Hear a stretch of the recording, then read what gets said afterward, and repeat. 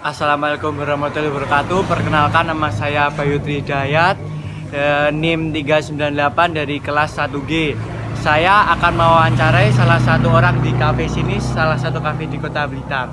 Saya akan mewawancarai tentang ilmu negara, mengapa pemerintah harus mensejahterakan rakyatnya. Ayo kita cari, guys.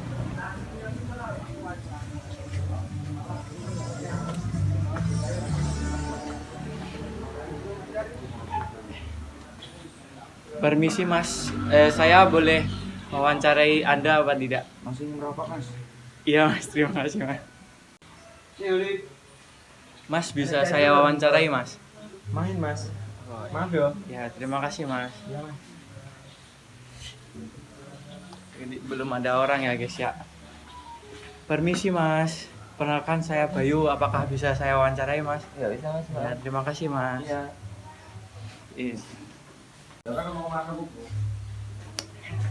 Permisi Mas, perkenalkan saya Bayu dari UMM, apakah bisa saya wawancarai sebentar? Boleh, Mas. Dulu, Mas. Iya. Boleh, Mas. Saya terus sini ya Mas? Wawancara apa ya, Mas? Oh, ini saya wawancara itu Mas, ilmu negara tentang mengapa pemerintah harus mensejahterakan rakyatnya. Oh. Ya. Mengapa pemerintah harus mensejahterakan rakyatnya? Kalau dari Mas, mengapa pemerintah harus mensejahterakan rakyat? Oh, itu aja, Mas. Iya. Sebenarnya kenalan Aiken. Iya, saya dari Mas. Dari Fakultas Hukum. Oh, Ya, Fakultas Hukum. UMM. Untuk pertanyaan ini, Mas, ya mungkin ya bisa saya jawab ya. Mengapa pemerintah harus menyejahterakan rakyat? Mungkin kalau dari segi tugasnya itu memang tugasnya pemerintah.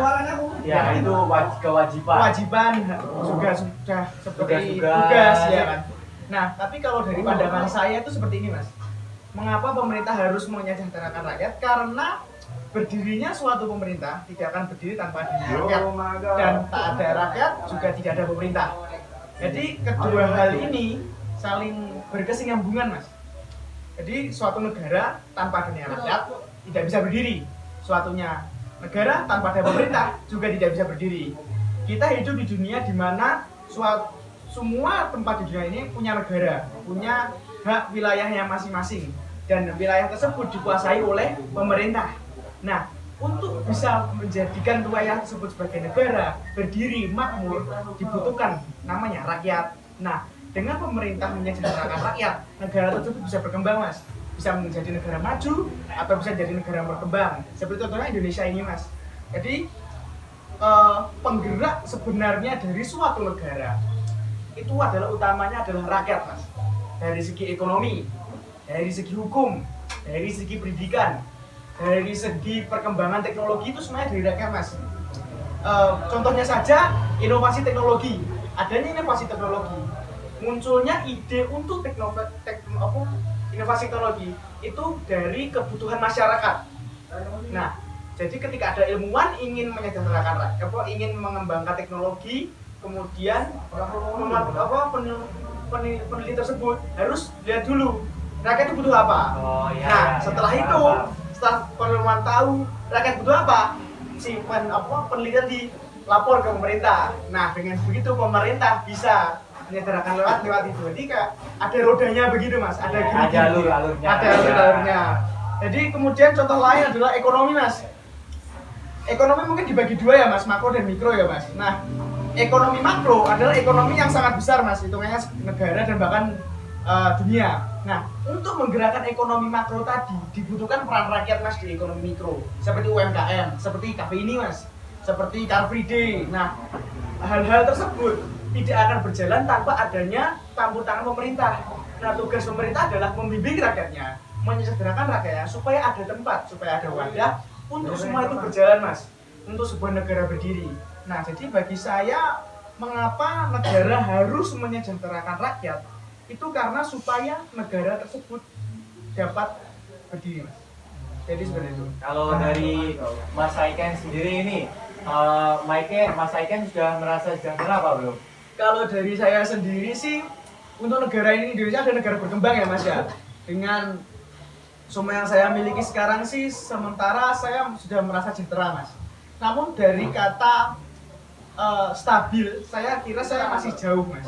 Namun dari kata sejahtera, bagi subjektif saya sudah. Eh, dalam menghidup masa ikan selama di Indonesia ini, hal apa saja yang membuat negara kita kurang sejahtera, kurang maju, dan pokoknya pemerintah nggak seperti janji-janjinya gitu. Kalau menurut saya hal yang kurang dari negara ini adalah mental mas. Pindah pemerintah. Ya bukan mental pemerintah saja, mental dari semua rakyat, entah itu pemerintah, entah itu yang menjadi rakyat. Kenapa mas? Karena bagi saya, ketika kita mempunyai mental negara maju, kita akan melakukan apapun untuk negara itu maju mas. Sedangkan kita kalau tidak punya negara itu maju, maka yang terjadi apa mas? Kita akan korupsi. Kita akan mungkin dari yang paling kecil, mungkin kita akan bolos pelajaran. Kita mungkin akan dari yang paling kecil lagi, kita akan maling, kita akan sulit. Nah, hal-hal tersebut tidak akan terjadi kalau kita punya mental bahwa negara ini harus maju. Kan kita harus masih negara berkembang ya mas ya. Nah, jika ingin negara kita maju, kita harus punya mental itu tadi mas. Mental untuk maju bersama-sama, mental kesadaran diri bahwa harus ada yang dibenahi dalam diri kita dan diri orang lain dan untuk kita semua. Nah, tapi kan kita semua rakyat Indonesia kan itu wajib belajar 12 tahun. Kan harusnya kita sudah juga sadar. Nah, terus faktor apa yang membuat kita seperti itu? Mungkin supaya kita lebih sadar ya mas ya.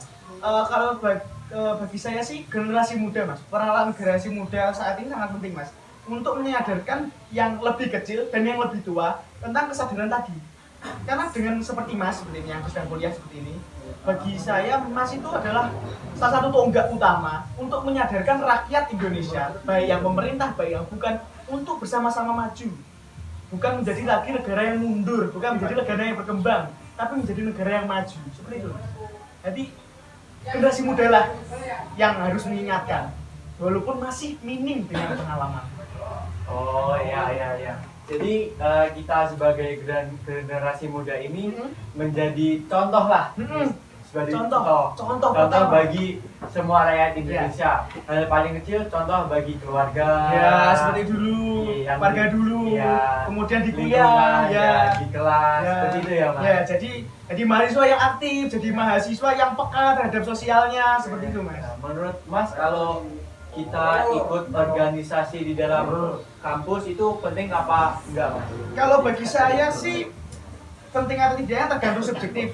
Kalau bagi saya sendiri, selama saya seandainya saya kuliah ya, kemudian saya kuliah, kemudian saya ikut organisasi itu enggak, saya milih yang tidak, Mas. Tetapi saya akan mengikuti organisasi di luar kuliah yang mampu memperkembangkan diri saya.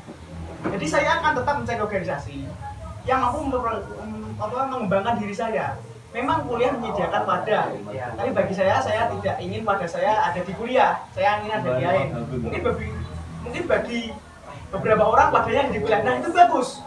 Jadi jangan sampai menjadi mahasiswa yang tidak mempunyai track record, yang tidak mempunyai history, yang tidak mempunyai pengalaman apapun di kuliah.